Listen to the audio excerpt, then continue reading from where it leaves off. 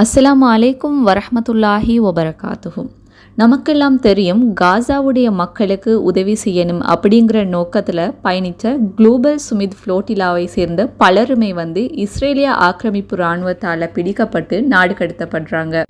அதில் முதலாவது ஆரம்பமாக பிடிக்கப்பட்டது கிரேட்டா தன்பர்க். நம்ம பல வீடியோக்களை பார்த்துருப்போம் இல்லையா? ஸோ அவங்கள கைது செய்கிறது மட்டும்தான் நடந்துச்சு அப்படின்னு சொன்னால் இல்லை. கிரேட்டா தன்பர்க் அவங்க கைது செய்யும் போது அவங்களோட முடிகளால் பிடிச்சு அவங்கள இழுத்துட்டு போய் இஸ்ரேலிய ஃப்ளாகை முத்தமிடும்படி அவங்களுக்கு ஃபோர்ஸ் பண்ணப்படுறாங்க. பிகாஸ் நமக்கு தெரியும், கிரேட்டா தன்பர்க் 22 வயதை அடைந்த ஒரு பெண்மணி, ரொம்ப தைரியமான ஒரு பெண்மணி. பல விஷயங்களை ரொம்ப தைரியமாக பேசுவாங்க. அவங்க பேசும்போது ஒரு விஷயத்த சொல்லுவாங்க, என்ன அப்படின்னு சொன்னால், நான் இஸ்ரேலுக்கு ஒரு நாளும் பயப்படலை, ஆனால் இதையெல்லாம் பார்த்து கொண்டு ஒரு ஹியூமனிட்டியே இல்லாத உலக நாடுகள் இருக்குதே, அதை குறித்து தான் பயப்படுறேன். ஸோ அவங்களுக்கு இது ஒரு மேட்டரே இல்லை. பிகாஸ் காசால மக்கள் அவ்வளோ கஷ்டப்படும் போது அவங்களுக்கு நடக்கக்கூடிய இந்த சின்ன இது ஒரு மேட்டரே இல்லை அப்படிங்கிறதையும் அவங்க அழகான முறையில் மென்ஷன் பண்ணுவாங்க. அது மட்டும் இல்லை, அவங்களோட இன்னும் பலர் கைது செய்யப்படுறாங்க இல்லையா? அதில் மலேசியாவை சேர்ந்த 2 சகோதரிகள், ஹெலிசா ஹஸ்வானி அப்படிங்கிற 2 பேர். அவங்க சொல்கிறாங்க என்னன்னு சொன்னால், உங்களால் இது இமேஜின் பண்ணி பார்க்க முடியுமா என்னான்னு தெரியல, நம்ம எதுவுமே சாப்பிடலை, அது மட்டும் இல்லை நம்ம குடித்தது எல்லாமே டாய்லெட் வாட்டர் அப்படின்னு சொல்லி. ரொம்ப கவலைக்குரிய விஷயம். ஏன்னா ஒரு மனிதனால் சாப்பிடாம எவ்வளோ நாளைக்கு இருக்கலாம்? அவங்க சொல்கிறாங்க, நம்ம கடைசியாக சாப்பிட்டது அக்டோபர் 1. ஸோ இன்றைக்கு தான் நாங்கள் எகெயின் சாப்பிட்றோம் அப்படின்னு சொல்லி சொல்கிறாங்க.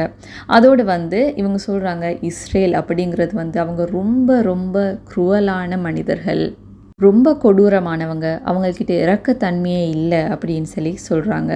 அதோடு இன்னொரு சகோதரி அவங்க பேசும்போது சொல்கிறாங்க என்னன்னு சொன்னால், எங்களோட ஸ்கார்ஃப் எல்லாம் எங்களுடைய ஹிஜாபை எங்களுக்கு தரல, அதை எங்கள்கிட்ட இருந்து கலட்டி எடுத்துட்டாங்க அப்படின்னு சொல்லிட்டு. ஸோ நம்ம ஷர்ட்டை தான் என்ன செஞ்சோம், அதாவது எங்களோட சக ஆக்டிவிஸ்ட் என்ன செஞ்சாங்க, அவங்களோட ஷர்ட்டை தந்தாங்க, அதைத்தான் நாங்கள் ஹிஜாபாக பயன்படுத்தி கொண்டோம் அப்படின்றதையும் சொல்கிறாங்க. ஸோ இப்படியெல்லாம் பல கொடுமைகளை அவங்க அனுபவிச்சுட்டு தான் அவங்க வெளியே வராங்க.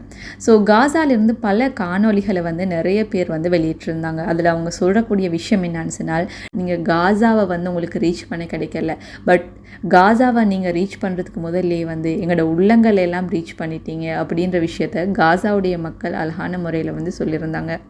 ஸோ அதே நேரம் இஸ்ரேலிடமிருந்து விடுதலையாகின 170 குளோபல் சுமித் ஃப்ளோட்டிலாவை சேர்ந்த நபர்களை ரொம்ப அழகான முறையில் வெல்கம் பண்ணக்கூடிய காட்சிகளை நம்ம பார்க்கலாம். ஸோ உண்மையிலே அவங்க ரியல் ஹீரோஸ் தான். காசா மக்களோட மனதை மட்டுமல்ல, உலக மக்களோட மனதையே வென்ற ரியல் ஹீரோஸ் தான் இந்த குளோபல் சுமித் ஃப்ளோட்டிலால் பயணித்தவங்க.